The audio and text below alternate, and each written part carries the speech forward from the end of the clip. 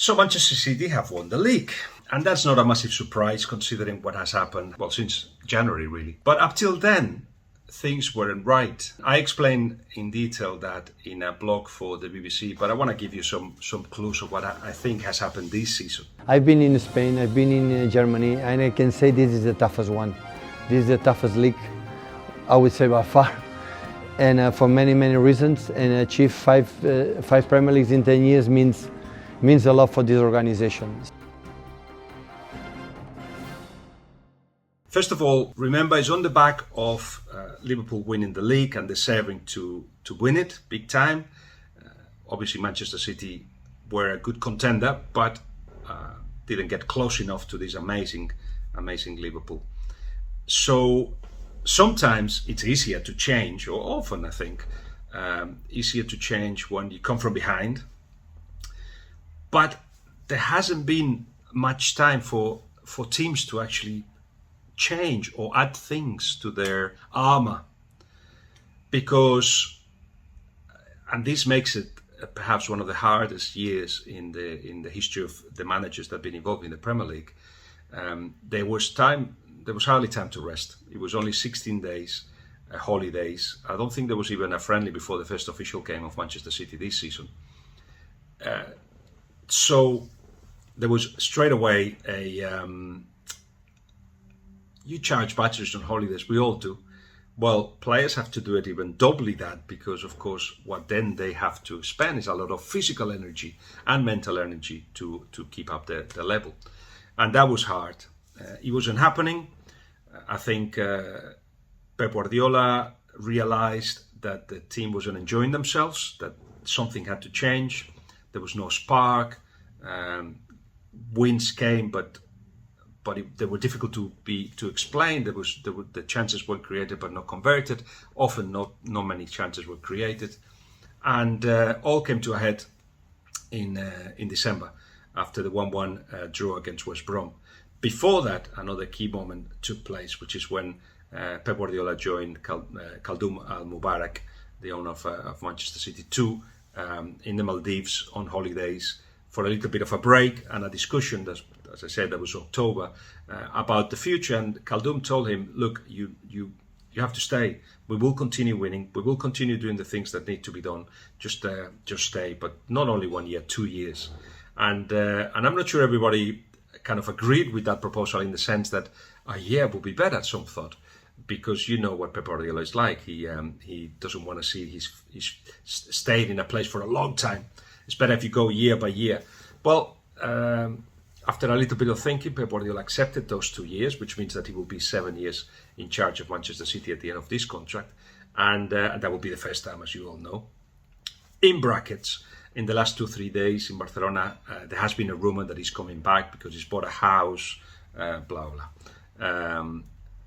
It doesn't make sense. It doesn't make sense to leave this project. It doesn't make sense having given his word to Khaldoum, who's now a close friend, to actually say, you know what, that's it, I'm leaving. It just doesn't make any sense whatsoever.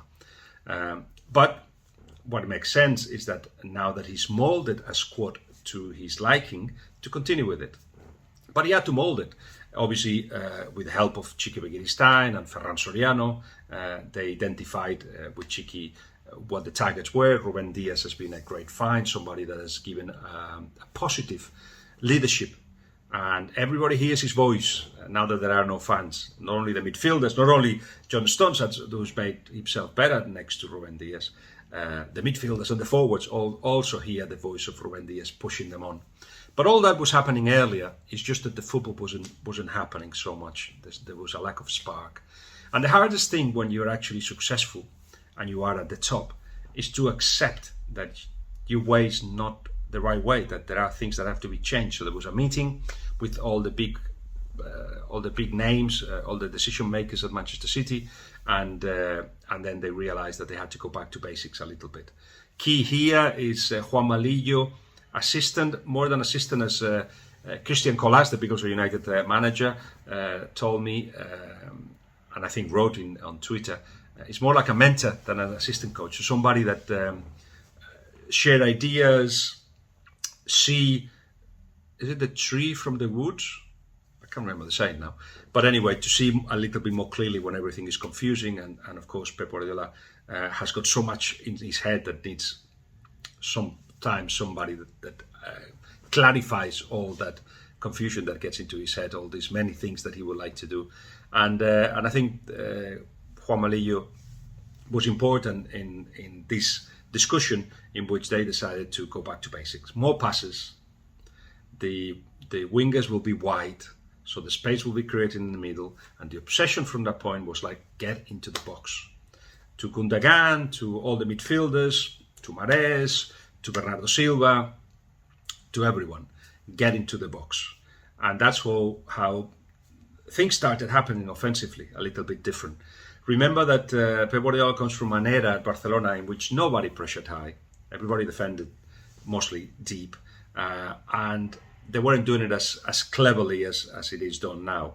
So it has been harder for his teams to actually do the thing they do. When you've got the number 9 of the opposite team defending your holding midfielder, it tells you that everybody else is another 10 players behind that you have to beat when you have the ball. So he has to constantly reinvent himself, even by going back to basics a little bit, to find ways to open up defenses. Eventually, 2 games were key. Going to Chelsea and 3 goals in, I think it was like 33 minutes or so, in Stamford Bridge, 3-1 result at the end, meant that everything seemed to have clicked, and that was confirmed in Anfield, 4-1 victory as well, which, from then on, there was no stopping. It was this combination of thinking about what has to be done, the bravery to actually change, and admit that you weren't doing it right, or things weren't right, and the bravery also to accept that the players that have to play were the ones that were giving fluidity to the team. So they were good, when they received the ball, the first touch, and moved it on. Those are the ones that were needed, because without that, even though there will be more passes, needs accuracy as well, that will give pace to the ball and to the movements. But for those amount of passes to make sense, they have to be accurate. So the players that started playing their position in the team were perhaps those that their first touch is not as smooth as it should be, or perhaps they don't feel as comfortable with that kind of patience that has to be built before attacking the last third with pace. Clearly everybody rotated, but you could see from the Chelsea and the Liverpool games that were played without number 9. Of course, this was another problem this season. No number 9, no Kun Agüero mostly.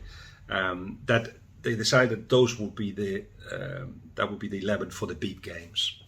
And then, as I said, the rest is history. Anyway, I'm looking forward to the last week in May, when I'll go to Gdansk to the Europa League final, and also wherever it is, Lisbon, Porto, whatever, for the Champions League final. There will be 2 massive games. There will be previews here, and I'll talk to people that are relevant to those finals. So come back to the YouTube channel, and there will be more content soon. But for now, if you want to know more about what happened in this season at City, then you have to go to the BBC webpage, and the link that I've got give you here to read the blog if you want. Bye bye.